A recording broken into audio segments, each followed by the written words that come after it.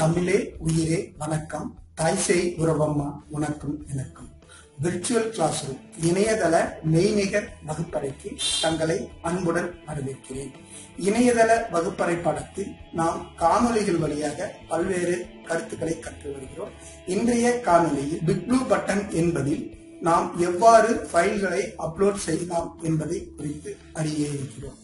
Big blue பட்டனில் எவ்வாறு ஒரு ஃபைலை அப்லோட் செய்து நாம் நமது நண்பர்களுக்கு ஷேர் செய்ய போகிறோம் என்பதை குறித்து அறிய இருக்கிறோம். பிக் ப்ளூ பட்டனில் நாம் பல்வேறு டாக்குமெண்ட்களை அப்லோட் செய்து கொள்ள முடியும். அது எவ்வாறு செய்வது என்பதை பார்ப்போம்.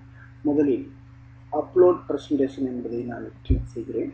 நமது கணினியில் இருக்கும் ஏதாவது ஒரு பிரசன்டேஷன் ஃபைல்களையோ அல்லது பிடிஎஃப் ஃபைல்களையோ நாம் அப்லோட் செய்து கொள்ள முடியும்.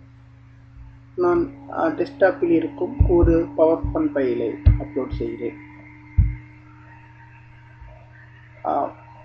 குறிப்பிட்ட அந்த ஃபைலை செலக்ட் செய்தாகிவிட்டது.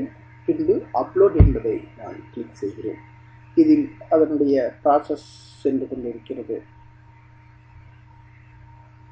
நமது பிரசன்டேஷன் ஃபைல் இணையத்துக்கு தகுந்தவாறு பல்வேறு ஸ்லைடுகளாக மாற்றம் செய்யப்பட்டு நமக்கு கிடைக்கும். இதே போல் பிடிஎஃப் ஃபைல்களை அப்லோட் செய்து கொள்ளலாம், வேர்ட் ஃபைல்களை அப்லோட் செய்து கொள்ளலாம்.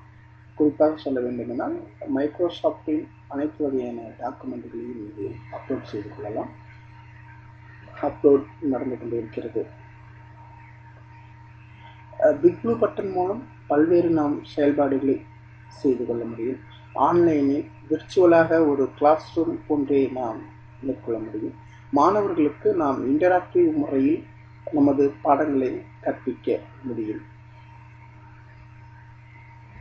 தற்பொழுது 68% ஆகிக்கொண்டிருக்கிறது.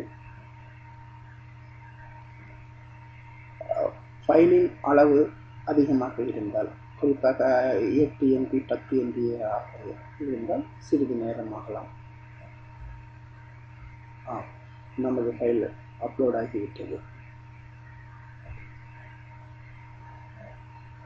அருகில் அது ஆன்லைன் வடிவிற்கு மாற்றம் செய்து கொண்டிருக்கிறது. நமது பிரசன்டேஷனை 15 ஸ்லைடுகளாக அது மாற்றி நமக்கு தருகிறது. நமது பிரசன்டேஷன் இவ்வாறு வந்துவிடும். நாம் ஒவ்வொரு அடுத்த ஸ்லைடை நகர்த்தி பார்க்கலாம்.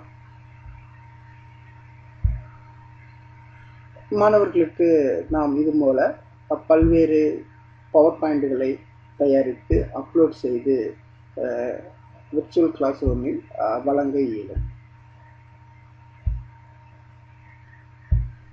இதே போல பிடிஎஃப்பையும் நாம் அப்லோட் செய்து கொள்ளலாம்.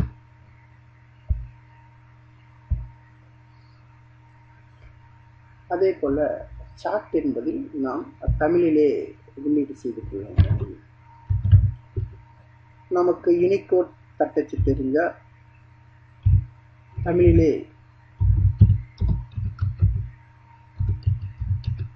தட்டச்சு செய்து கொள்ளலாம்.